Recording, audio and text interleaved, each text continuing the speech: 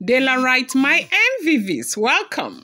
Bløød, the royal palace is experiencing yet another biggest, like a betrayal that, could last them an entire lifetime as, an elder, a respected elder, like an elder that happens to be the right-hand man, like the inner, what they call the inner cocos, the right-hand man of the great lion called Olamikposi, okay, vomited, blood, blah, right? While standing up to speak to the great lion, they said he slumped, he failed, he became unconscious and started pouring out, red from his mouth, like fresh red from his mouth. They said that night happens to be one of those nights that you could see, physical panic from the great lion. Like he panicked. People saw that he panicked. He is king, and a big king at that, a traditional king. They do not expect him to move when something happens. And so far, so good. He's been that big king that they expect him to be, because a lot of people forget that he is still human, right? And so they didn't expect him to panic, but this one got him panic. The Yoruba people say, the elder who knows the secret of the house does not play carelessly with yesterday's wound. Did you get that?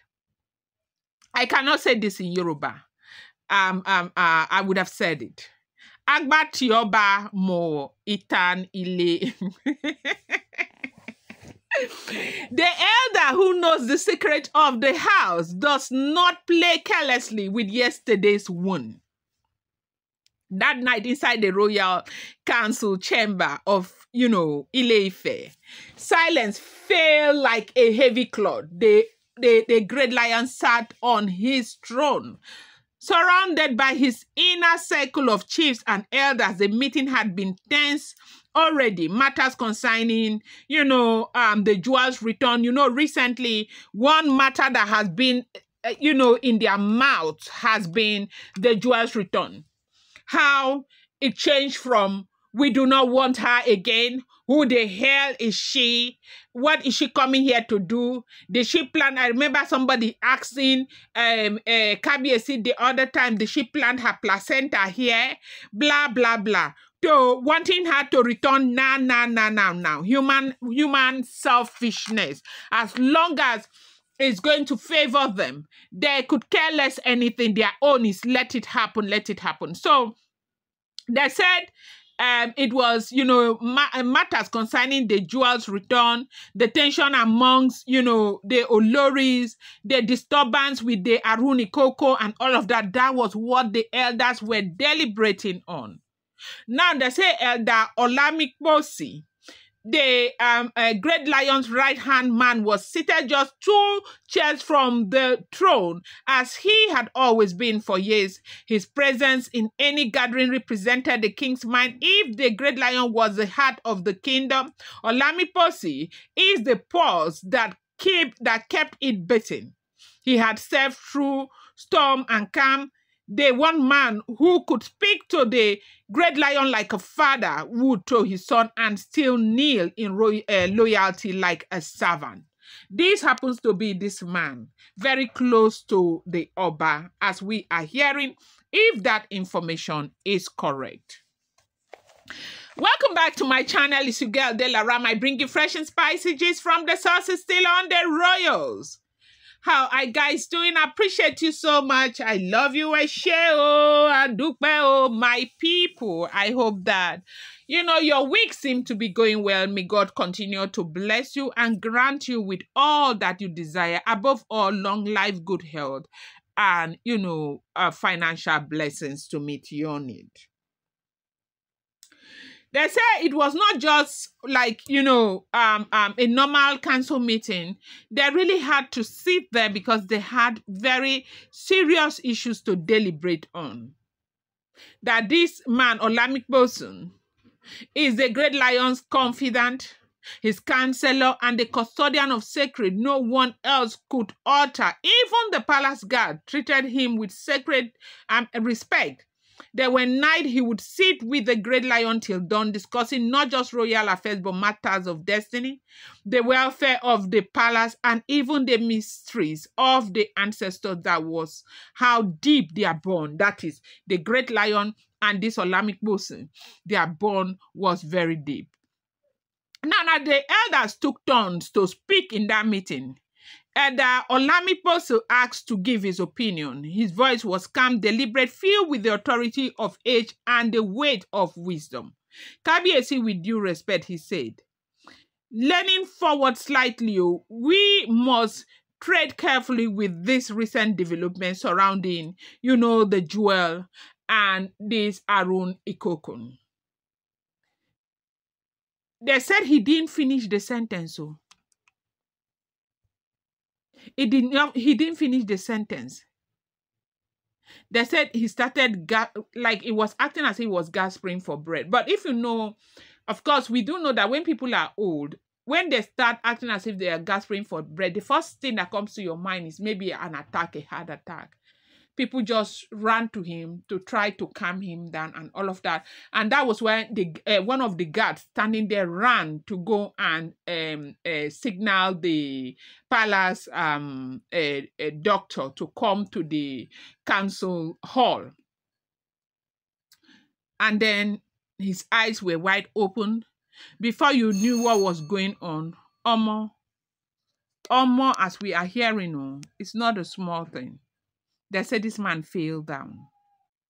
They said when he fell down, the room erupted. Chiefs jumped from their seat. Kabiyesi himself stood up, and guard, rushed forward to catch him as he slumped sideways. His clothes stained with fresh, red. You know what I'm talking about. His eyes rolled backward. His lips, twitching as if, trying to speak, but no sound came out. The great lion, stepped down from the throne, like from that his seat that he used to sit. He moved forward, repeatedly called the man, brought the palace physician. They had to lift the man up to a private room where the palace physician started attending to the man, and then we are going to rush the man to the hospital. The man regained consciousness. When the man regained consciousness, the palace physician asked them to allow him some time to rest, that he needed to rest. The other elders gathered around. Their faces pale, exchanging glances filled with unspoken questions. Some whispered prayers under their breath, others muttered incantation. One of the youngest chief trembled as he said, Kabiyesi, could this be Arun Ikoko? But another elder quickly shook his head. No, Arun Ikoko doesn't make people, vomit fresh red. It doesn't attack this way. Something else is wrong here. The physician finally arrived. Kneeling before the motionless elder, he checked for pulse, for breath, for any sign of life and all of that. But of course, these were things that happened before the man regained consciousness. They said people were surprised what actually happened. This is not ordinary, okay? And with them there, when these things happen like this, the first thing they begin to think is that maybe the man has been attacked, maybe somebody wanted him harmed, one thing. They begin to feel like, okay, maybe this, maybe that. But this meant something bigger than, anybody could ever imagine. So what happened, as we are hearing, if the information is correct, they said he regained consciousness, okay? And, he stayed there till evening. It was close to, it was getting late when the family, the son, came and picked him and took him back home. Now at home, from what we heard, he was just unhappy and telling the son to bring him back to the palace, that he needed to talk to the Oba, that is the great lion, that the son should return him back to the palace. But they told him to rest. It was already late and it was raining heavily. They said no, he should wait till the next morning. And what we heard was that yesterday morning, they now brought him back to the palace, and what he said, hey, was the biggest shock, as in the biggest. That was why I started that by saying this happens to be one of the biggest betrayals of a lifetime. I'm going to bring you more update. Do not forget that these are all alleged, rumored, unverified information making the rounds on social media and shouldn't be seen as fact.